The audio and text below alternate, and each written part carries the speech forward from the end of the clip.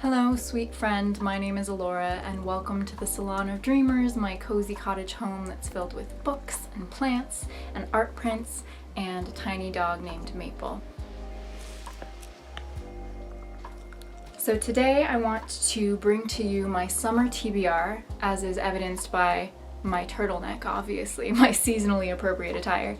It's kind of a cloudy day here. I live in Alaska. It does get hot in the summers, but not today. Anyhow, today I wanted to bring to you 6 books that I am planning on reading this summer. I am most definitely going to be reading more than these 6 books, but these are the 6 that I for sure want to make sure to get to in the next few months.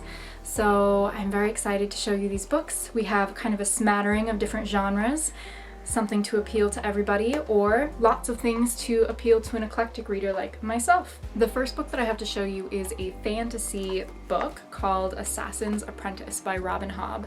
Now, this is the first book in her Farseer trilogy, which is one of, I think she has like 4 or 5 or even 6 trilogies that all connect in the same realm of the Elderlings world. This particular edition is the UK edition. It's embossed, it's absolutely stunning, and they all match. So like when you line them up on the shelf, the 3 books in this series match, and then the other books in the other series are slightly different shades, but they also all match.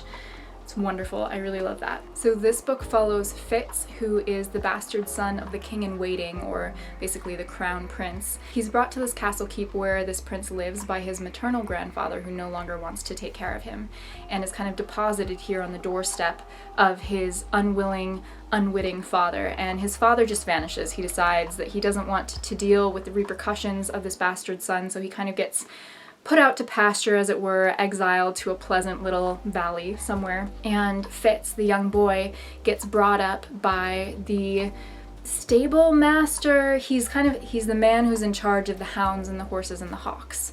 And there's a lot of discussion around, what do we do with this boy who's the bastard son of the prince? The king decides that he would best be suited for the role of the royal assassin, because Fitz is royal enough and well-known enough that he could go to parties, he could go to other countries like as an emissary, but he's not so royal and so well-known that he would be carefully watched. And so he's the perfect person to kind of slip in as the knife of the kingdom, the spy, the assassin. And so we follow him as he grows up. This book is just his childhood, I believe. I just began it yesterday, and so far it is really cozy and reminiscent of the days when I was a kid and I would just go like pick up a mass market paperback fantasy from my parents' shelves and start reading it, read all day. So this is the first book on my summer TBR. Book number 2 on my summer TBR is a poetry collection by Mary Oliver. It's new and selected poems, and the new poems are actually from 1991 to 1992, which is several years before I was born. And that is very humbling to me, because it makes me realize that the world is so much bigger than the circle of my life, and that poetry was written before I was born, and poetry will be written after I die, and someday what is new to me now will be old, will have happened and been written before other people were born, and it's just such a strange concept. But anyway, Mary Oliver, she writes mostly nature poetry, and she connects these concepts in nature with her life, but also this idea of humanity and humans' place in the natural world and our place on Earth. So yeah, that's the second book on my summer TBR. Book number 3 may in fact be the heaviest book that I have ever held in my hands, and I in fact dropped it yesterday, and that book is House of Leaves by Mark Z. Danielewski. Oh my goodness, I've heard a lot about this book. It's a huge book, and it doesn't look that big, but if you hold it, you'll understand that it's probably 3 times as heavy as you would expect this size of book to be.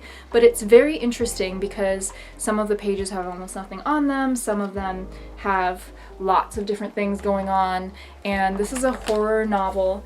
There are 2 different timelines, there are different ways that you can read it. I think I'm going to read it from the beginning all the way through, but when I come to a footnote, I'll read the footnote. When it says see Appendix A, I'll go there. It's a book about a couple who moves into this house, and the house turns out to be infinite.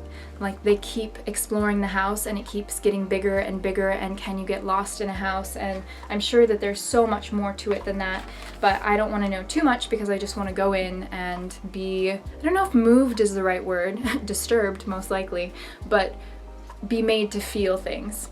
So I'm really looking forward to this. I actually bought a copy for my dad too, so I'm hoping that he'll read it with me.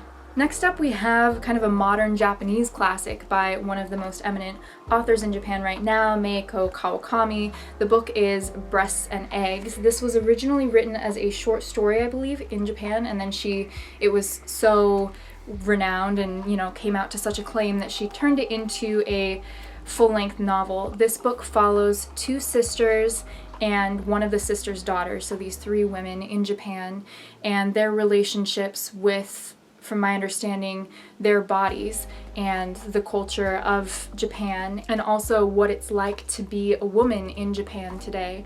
So I'm really looking forward to this. I also am very excited about this author's upcoming release, Heaven, which is coming out probably in only a month or two, so I want to get on this one so that I can read that. It's about school bullies, and I'm very interested to see her take on that. But this one has even been blurbed by Murakami.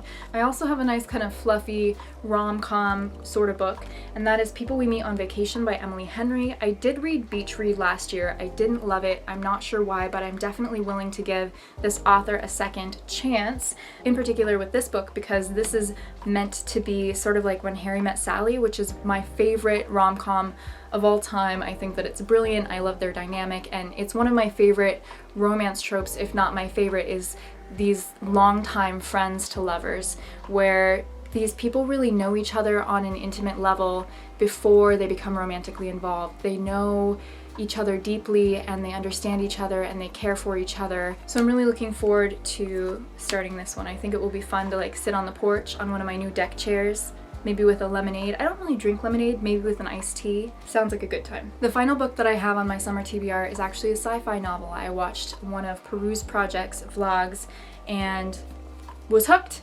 This book is called A Memory Called Empire by Arkady Martine, and it actually won the 2020 Hugo Award, which is really saying something. I've read actually a number of the Hugo Award winners of the recent past, because I read The Fifth Season, and I also read The Three Body Problem. I'm not a huge sci-fi reader, but from my experience, the books that tend to win the Hugo Award tend to be quite nuanced, and they have a lot going on.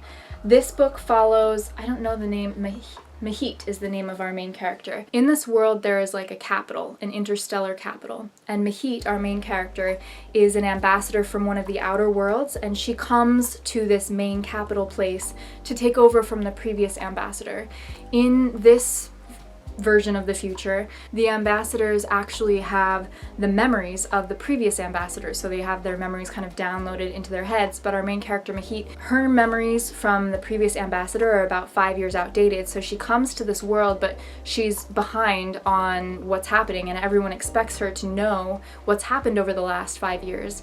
And she can't get the new memories because the previous ambassador died, and they're not sure if he was killed or what happened. And so I think it's a very fast-paced, political, whodunit, what's happening sort of mystery sci-fi, which is really not up my alley, but I really trust Reagan and her taste, and so I think that it will be definitely a ride. Alright my friends, thanks for watching this video. Let me know what you're planning on reading during the summertime, and if you're planning on reading any of these books, or if you have read any of them, feel free to let me know your thoughts and opinions down below in the comment section. I would love to hear from you, and until next time, I'm sending you so much love.